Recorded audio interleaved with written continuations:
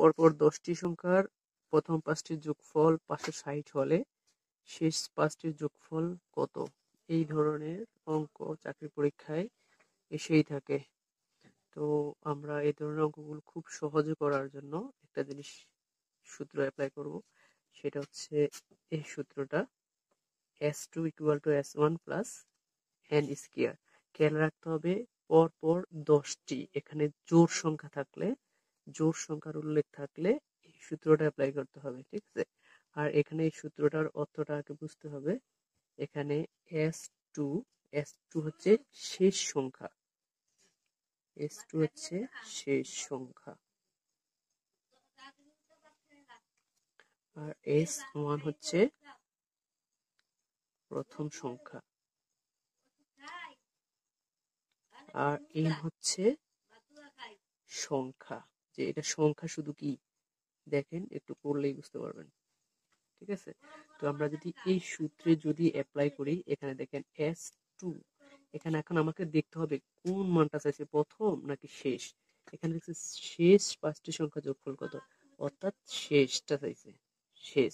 অর্থাৎ আমার এই সূত্রটা যেভাবে আছে এটাই, ঠিক আছে? তাহলে শেষ যদি চায় তাহলে হয়তো কত হবে, এখানে s2 = এই সূত্রটাই হবে। সো আমরা কি করব, s2 এর দরকার নেই, সরাসরি মান বসাই দিই s1। তাহলে এটা হচ্ছে কি, যে প্রথম 5টি সংখ্যার যোগফল এত 560, লিখলাম 560 যোগ, এখন n স্কয়ার, মানে n বলতে আমি কি বুঝেছিলাম, সংখ্যা। এখানে দেখেন কয়টা সংখ্যা আছে, যে 5টা, কয়টা, 5টা। তাহলে এই n মানে হচ্ছে 5 এর উপর স্কয়ার আছে, 5 5 কত হয়, 25 হয়। হ্যাঁ, যোগ করলে কত হয়,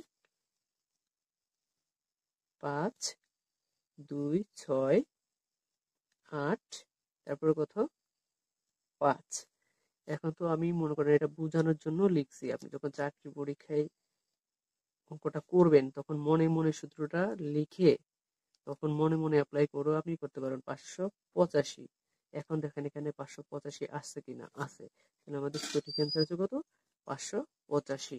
এটা হচ্ছে কি, এই যে পরপর 10টি জোড় সংখ্যার বেলায়, ঠিক আছে? 10টি জোড় সংখ্যা, 10টি মানে তো জোড় সংখ্যা, ঠিক আছে? আর আমরা নেক্সট ভিডিওতে আমরা মানে বিজোড় সংখ্যাটাও দেখাবো, ঠিক আছে? এখন বিদ্যুৎ চলে গেছে, এই জন্য আর পারলাম না। ঠিক আছে, ভালো থাকেন সবাই। আর যদি ভালো লাগে তাহলে আমার চ্যানেলটা একটু সাবস্ক্রাইব করে দিবেন, ঠিক আছে?